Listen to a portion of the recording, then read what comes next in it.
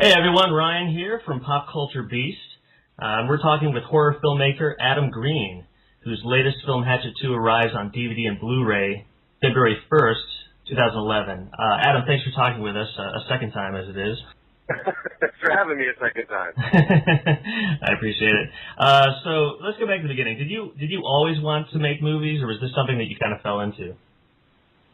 Yeah, I've always wanted to make movies ever since I was 8 years old, and my parents took me to see E.T.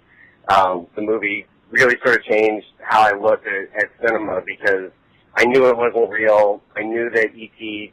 was a rubber puppet. It didn't really even look that real. But yet by the end of the movie, I was so emotionally devastated and uncontrollably crying that I became infatuated with how did they do this? Like, how do you tell a story like this and come up with characters and dialogue and music and shots and put it all together to affect an audience. And from that point on, it was just really trying to get my hands on anything I could and always looking at it from that perspective. And horror really became just the stuff that entertained me the most and the stuff that I started collecting and getting all the posters and the action figures and the toys and the masks. And it was just like, I mean, horror's really a culture where once you get the bite, you're sort of in it for life. Yeah. Well, what were some of your early horror influences? John Carpenter's Halloween is still, to me, like the holy grail of slasher films. It's just so perfect and actually scary because most of the time, slasher movies are not really the most frightening ones. Like something like The Exorcist or movies that could potentially be real.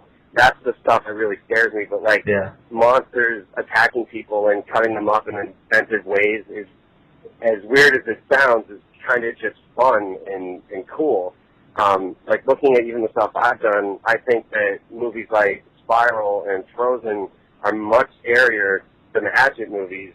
Yet the Hatchet movies are the ones that are like so notorious for not being able to get an R rating and having to be cut down and all the problems that they've had with the ratings for it, which to me is, when you step back from it and you're not actually going through it, it's kind of comical because now we have a subgenre called torture porn, and you have just movies that are like women being brutally raped and people being strapped to chairs and just suffering, and we have movies like Human Centipede where people are stitched together to eat each other's shit, and movies like a Serbian film where there's implied infant rape, and nobody's really throwing too much of a fit about those, but yet Hatchet II got really kind of strung up on the cross and publicly assassinated, and it's a joke. The whole movie is, you can't take any of it seriously. Yeah. Well, Hatchet II, I mean, a lot of, obviously, Victor Crawley, is sort of this new iconic slasher villain, but it is very over the top, obviously.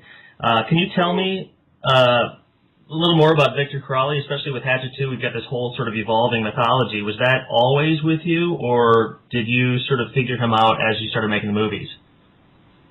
I came up with Victor Crowley when I was 8 years old at summer camps. The counselors there had told us to stay away from this one cabin or else Hatchet Base would get us. And that was all they had for their story. There was nothing else to it. And I had an older brother who was already showing me Nightmare on Elm Street and Friday the 13th and Halloween. And so I was really excited. I'm like, well, who's Hatchet Base? What's his name? Like, what is he going to do? And where did he come from? And they didn't have anything. They're just like, look, he'll get you.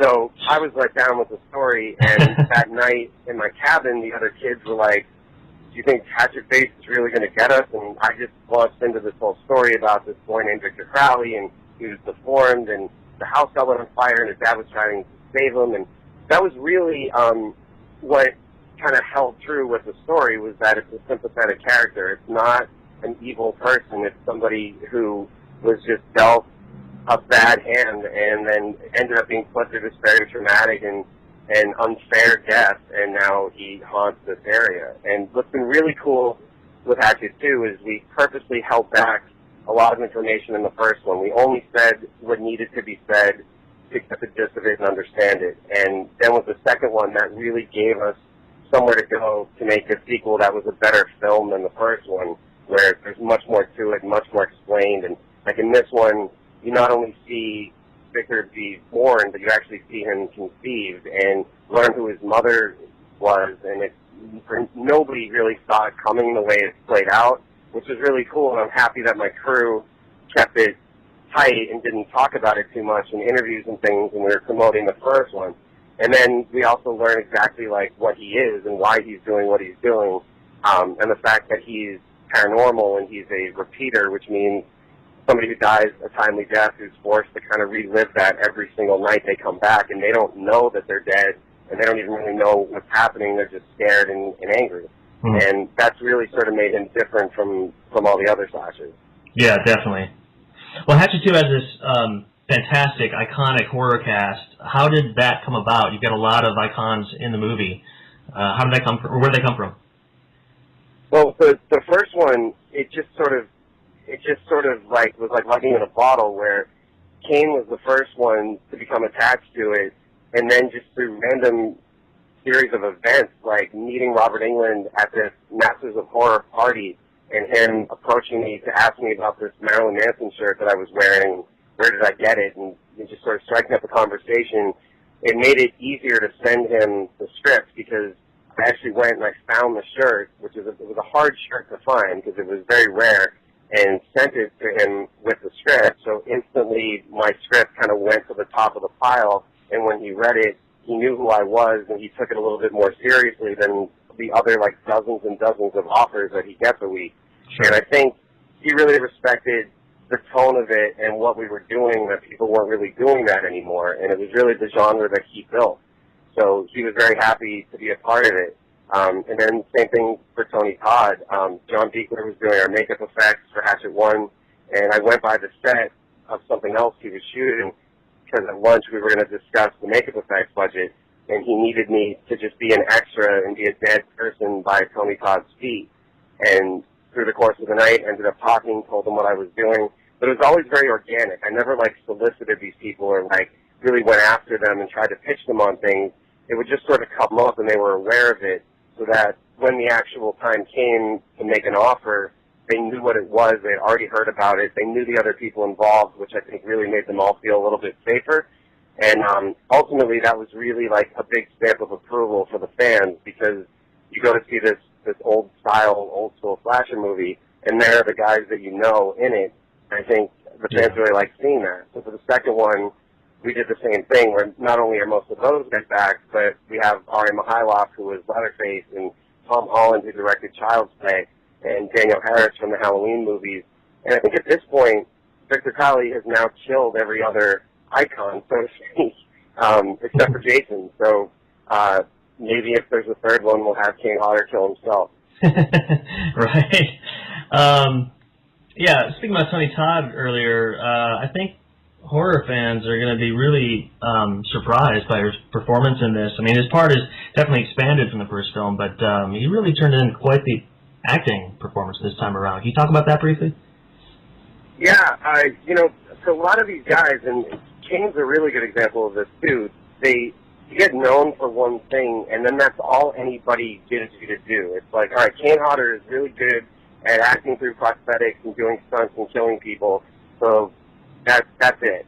And then, like, to give him an opportunity to act outside of the makeup and show real emotion and be crying on screen and being a real character. And then even with Victor, the makeup appliances, more so in the second one than the first one, because we didn't change the look of Victor, but we changed the way the appliances were put on so that he had much more expression and could really act more. A rubber mask. It's really changed his career. Now you go to the video store and you'll see all these movies like Ed Gein or BTK, where he's the lead actor in the movie, and people are finally seeing what he can do. And Tony Todd is he's a theater-trained actor, and when you have conversations with him about theater and style and performance, I mean, he's so much more than just like a creepy guy with a deep voice. So to give him this character, which he knew what the character was in the first one, but that I only wanted to tease him, and then in the second one, he was going to really be like the lead. He was really excited about that. And when he first saw it, I think he was a little nervous because no one's ever really seen him do this type of stuff. And he's very funny, he's very over the top, and he's conniving, and he's mysterious, and he's evil, and he's got all these different layers to the character. So once he saw the way fans were reacting so positively to that and how much it took people by surprise, I think now he's really, really thrilled with the movie, and I think the doors that it's opening for him. Yeah, that's great. Yeah, he's really great in this movie.